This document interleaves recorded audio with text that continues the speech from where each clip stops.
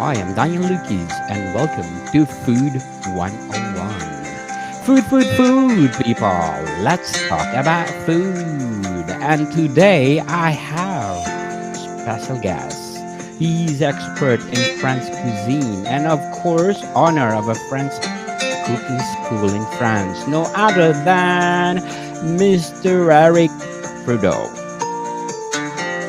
Very good to be here, Danielle. Thank you very much for hosting me in your show. Thank you.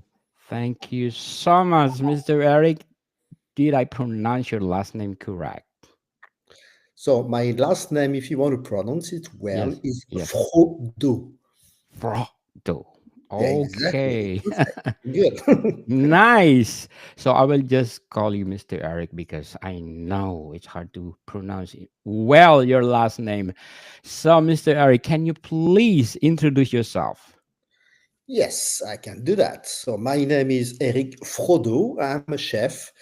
I have been a chef of now probably around 40 years that I'm cooking. I'm starting very, very young in France. And I have done the culinary classic training by going to a cooking school first. And then I went to a hotel and restaurant school management. And following this experience in school, I went to a few restaurants to start my career as a cook. Went to a few Michelin star restaurants in Paris and in Monaco.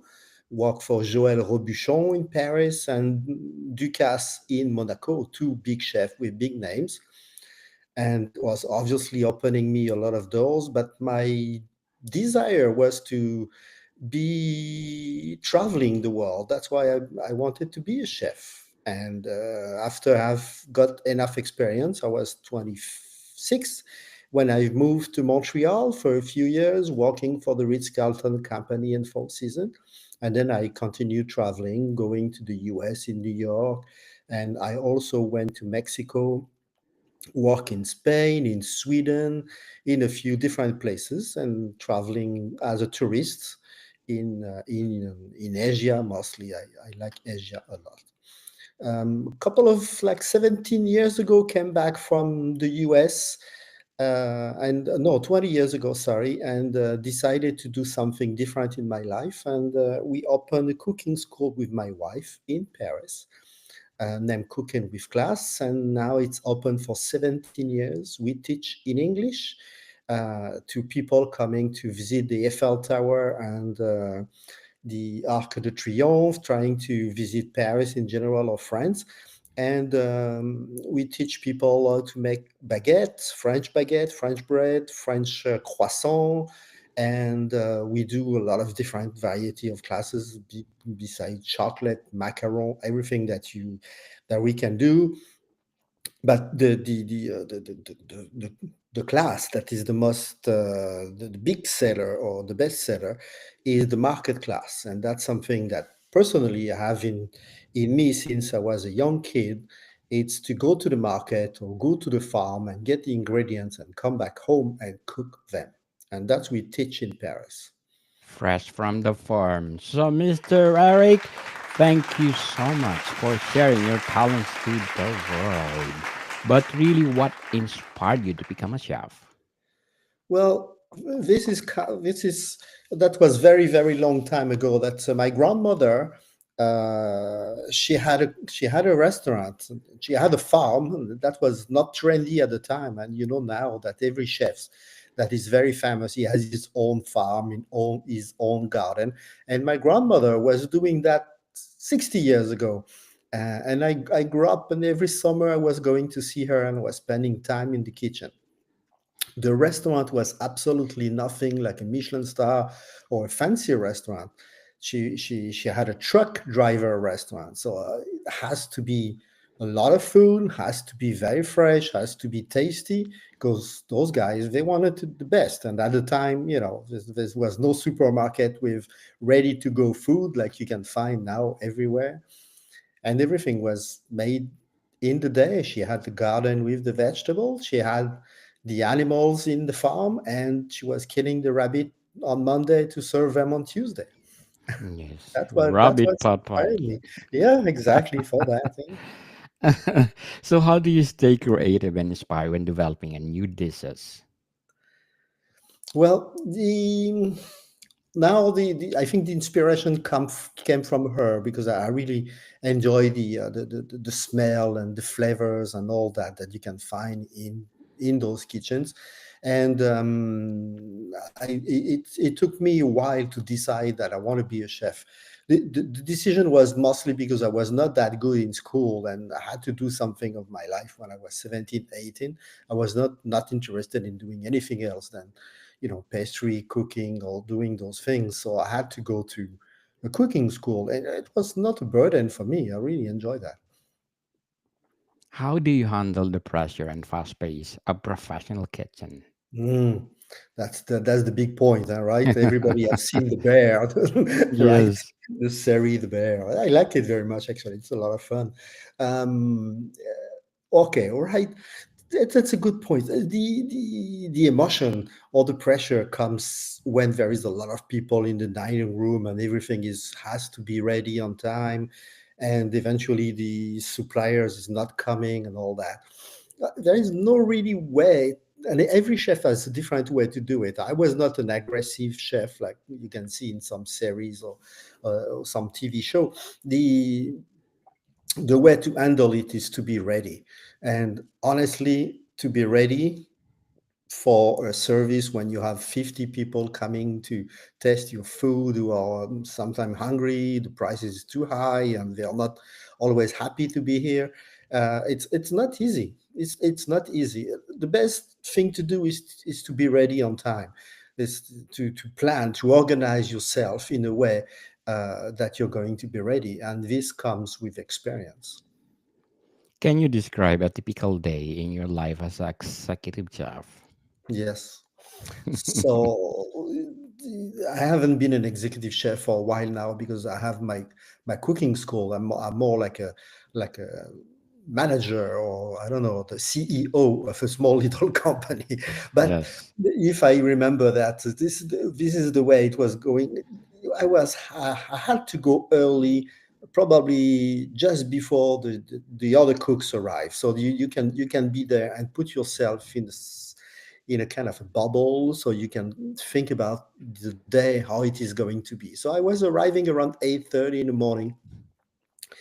If I was in a hotel, obviously some chef was already there because they were doing breakfast and stuff like this. But in a restaurant, you arrive at 8:30 in the morning. Chefs arrive at 9 o'clock. You check your fridge. You want to be sure that you have all the ingredients, that everything is labeled, that everything is clean. So that's the way it is. And then you dispatch the job to people. Usually, when you have experienced chefs or experienced cook with you, they know what they have to do, but it's always good to remember them that what they have to do. Um, Mistakes come because of miscommunication in the kitchen, like in every company, and that's what is happening. So we were prepping, cooking, shopping, making stocks all morning until it is 11 o'clock. One of the cook was making the food for the staff and everybody. At 11:30, you sit down. You have half an hour to eat, and at 12 o'clock you need to be clean and ready to start receiving the orders coming from the kitchen. And that was easy for 2 or 3 hours. It depends on the style of the restaurant. 2 or 3 p.m. it was finished cleaning everybody, because there is no really split shift in the US or Canada, but it's not the case in Europe. A lot of people work morning and they come back in the evening, but you have to clean up the kitchen for the next team to come. And then, as an executive chef, your day is not finished. You have to go counting money, ordering, having the communication with the food and beverage manager, eventually the hotel director. So, and this is honestly, this is the pressure I didn't like personally myself, and that's one of the reasons when I came back to France to open my cooking school, and I left very big hotel behind me and superb places like the Sofitel in New York that I opened, and I loved that hotel very much, and the team was fantastic. But as an executive chef, they ask you to wear too many hats. you have to be good in food. You have to make good food. That's what the first thing they want you to do. But you need also to be your good HR person. You need to be a good manager of people. You have to resolve conflict eventually between people, and you have to also be a good cost controller. So and you need to be good in those meetings that they organize every 5 minutes when you have nothing to say but you have to hear people and they ask you your opinion. So and all of that was kind of like a long day. It was finishing around 5, sometimes 6 or 7 p.m. And eventually, if there is a VIP coming to dine, you have to stay. If you have an employee who calls sick, you have to stay. So it was not easy. Definitely not. Very well said. Very well said, Mr. Eric. And what has been your biggest challenges having a culinary school? Well, the biggest challenge was to find the customers, because it's easy to have, it's like having a restaurant. After all, you can making the best food in the world. It will take a long time before people know you, people recognize, or just people to know that you exist. And that was the most difficult part of the job. And 17 years ago, the internet was not what it is today. Google was not what it is today. Facebook and all the social media, it was kind of a different approach to be able to have customers coming to the school. The concept was very clear in my mind, and we didn't change the concept in 17 years. I wanted to do small groups, and I wanted to have French chefs teaching French techniques and French food or French pastries. Finding the employees, finding a French chef who speaks English well enough to be able to teach this to Americans or to people speaking English was difficult. And then finding the customers was difficult too. So at the beginning, it's not the case anymore, but we had to knock to doors, to hotels, talking to concierge, saying, this is what we have to offer to people. Maybe they're interesting. Please propose them, to call us and try to find a way for them to come to the market with me. And that was the biggest challenge. So, what are some essential skills you think every aspiring chef should master? Mm. Yeah, the skills of a good French chef, or a good chef in general, it's to not get desperate too quickly, and to do and redo, because I don't think anyone or anybody is born with talent per se. Maybe some people are more skilled than other by nature, but even there, you have to redo the same dish 10 times before it's perfect. And I will say, when you do those tests, when you try, take notes, because you won't remember what you've done well or not well if you don't take notes after 3 or 4 times. Just like making bread, for instance. Making bread, you can have a very good recipe, but when you make your bread at home, your flour is different than my flour. The temperature of your oven is different. The heat in your kitchen is different. So you have to take notes, because if I tell you that you need 200 grams of flour, you might only need 200 or 190, or you might need 210. And instead of proofing or raising the bread for 1 hour, you might need 1 hour and 30 minutes or 45 minutes if you're in hot San Diego. It's very and every recipe is the same. It needs to be adjustment, and if you don't take notes, you forgot. You get lost. You get So, lost. how do you stay updated on food trends and new Mm. culinary techniques? Yeah, social media is a very good way to get the food train. Yeah, if you follow the right person on Instagram or eventually on Facebook, you got what people are doing, what the chef are trying to prove at the moment, and you can see what people are also interested in terms of food. Things have changed a lot recently with the way of making food. Like we used to do food in France with a lot of gluten. All the sauces they were making a little thicker using flour. Now all the chefs they use corn flour instead of nobody use flour anymore because there's so many people who said I don't want any gluten. So you have to be in on top of that. The vegetable is also becoming a big part of the meal. The training I received when I was young 40 years ago was having three things in a plate. The first thing was the protein, either fish or meat. The second thing was a starch. So you have to put a starch on every plate. Well, at the time, it was either rice, potatoes. Well, you know what I mean, right? And the third thing was the vegetable, and the sauce was coming on top to link the three ingredients together. And this is what traditional French food is about, that trio of things. Now you can see that a lot of people, they don't use starch anymore. They were very small little, but the vegetable become probably the star of the plate. So that's new. Also, the use of those lentils, chickpeas, beans is a lot more important, especially in France or in Spain. In school now they have the obligation to give at least two or three of those vegetables every week. So that's it's a big change in food because it's a very good ingredients for you for your health, and we can see that that the tendency is to eat better. Yes, eat better, people. So, what advice will you give to someone aspiring to work in the culinary industry? All right, if you want to work in the culinary industry, first of all you have to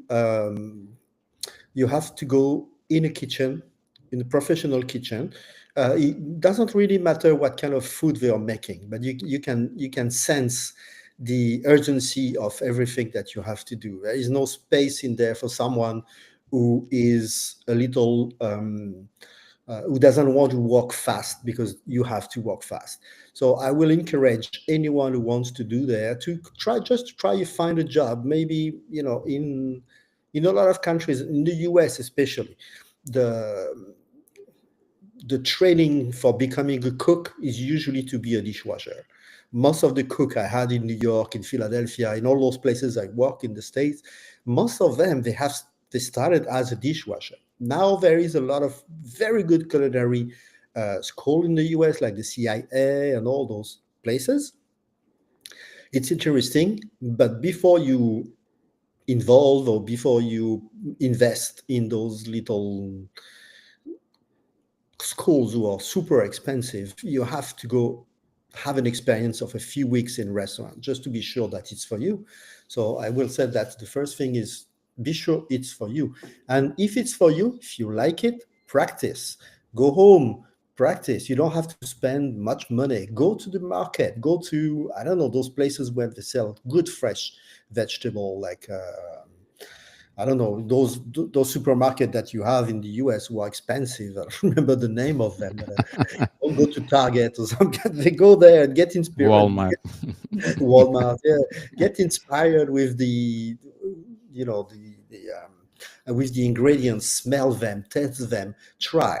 You know, try because you're going to have your palate getting some different experience. You're going to detect very quickly if it's peppery, if it's lemony, and those 5 or 6 flavors are going to guide you into the kitchen after. Definitely. So, can you share a memorable experience or accomplishment from your career?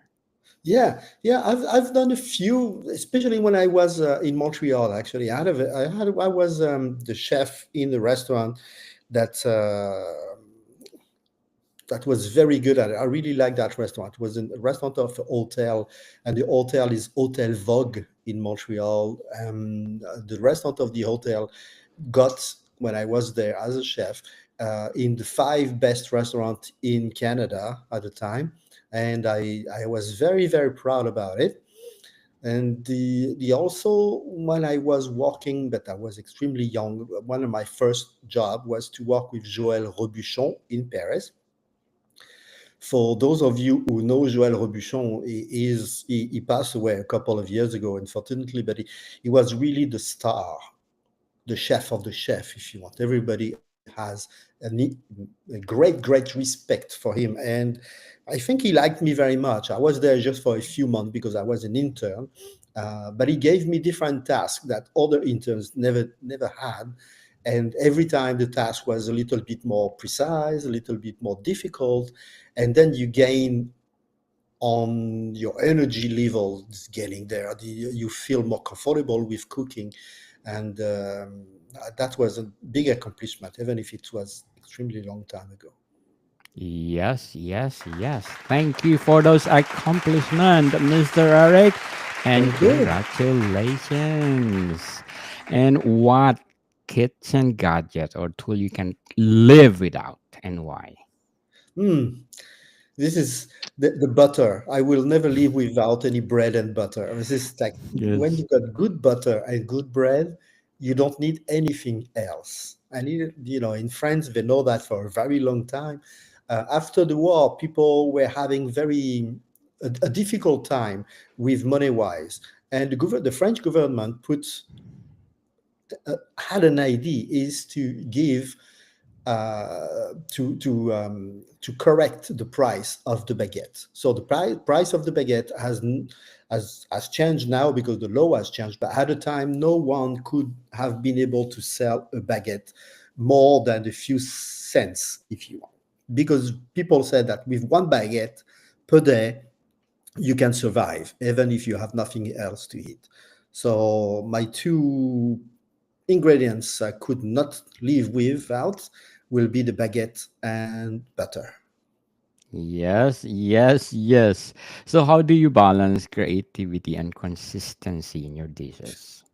Mm, The creativity is something that you have to, with experience, that you have to contain a little bit because it could go in two different directions. Um, the French chef, it is sometimes the big difficulty for young chef is to be creative in a plate, but to put too many ingredients in there. To try a little bit more of that will be better. If I had that ingredient, will be better. And sometimes the more simple is the best, and that is a very simple dish is very difficult to make in a constant base. If you want to do, for instance, there is one dish was extremely famous in France for its simplicity, but the chef got 3 Michelin star for that. It's a salmon that is just cooked on one side, very thin scallops, and served with vermouth, white wine, shallots, cream sauce, and they had sorrel just at the end. That dish is extremely simple, but to be able to do it every day perfectly well, you need to test. You need to test. You need to test, and you need to redo it all the time. And that's where the consistency is is important. Is to redo it again and again and again, and then it will become easy. Yes, simple but delicious, people. So, what trends do you see in shaping the future of the culinary world? I think the train what's coming now will be probably for people um, to simplify the food again and again.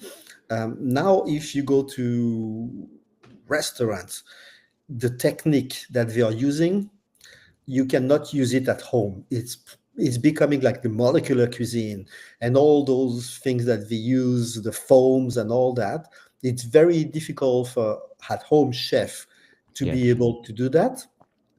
And I think the trend will be to go for the product, like let's take a very simple dish like a spinach soup. You can buy it ready to go in a bottle. You can buy the spinach frozen. There is a lot of ways that you can make a very simple spinach soup, and I hope, and that's what I teach in the school in Paris, is to try to say to the people, it will take you just a few minutes more to do fresh and more vitamins and more tasty than if you buy it ready to go. So at home, this is the trend. Now in the restaurant, I think people are going to use a lot more cereals in the food. The artichokes in Europe, at least, I don't know you guys in the US, but the artichokes is coming back. You haven't seen artichokes for 20 years in the plate in France. Nobody wanted, except maybe in the south of France, in Provence. But now artichoke is everywhere. Foie gras is coming back also, big time. Yes. We had like 10 years of people didn't want to use foie gras for good reason. It's but now foie gras is coming back in the plate. Sweet and sour, also something that we used to do maybe 30 years ago, when we have those canard à l'orange and uh, quails with grapes and all this. Nobody will ever do those things for 10 or 15 years in restaurant. And this is a big comeback of those kind of dishes. Yes. That's interesting. Interesting. To sum up our discussion, Mr. Eric, what legacy or impact do you hope to leave in the culinary world? Oof, this is I'm a humble person. I don't know if I will leave culinary. I don't know. I think if my when I retire in a couple of years, if the school's still open and doing a good job, and I can give it to someone that is as passionate as me for French cuisine, that I will be extremely and very proud and very happy. That will be enough for me.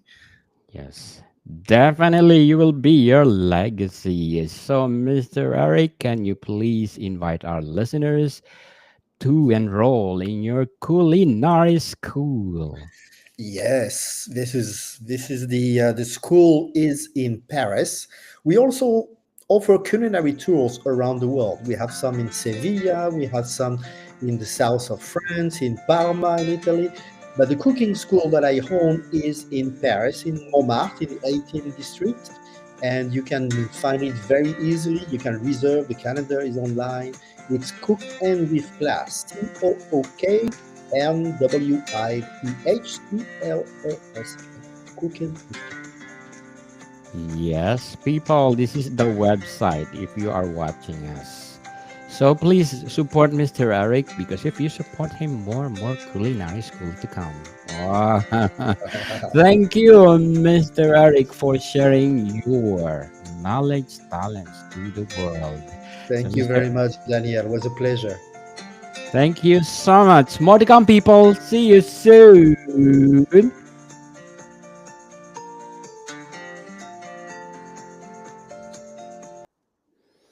So, Mr. Eric, you can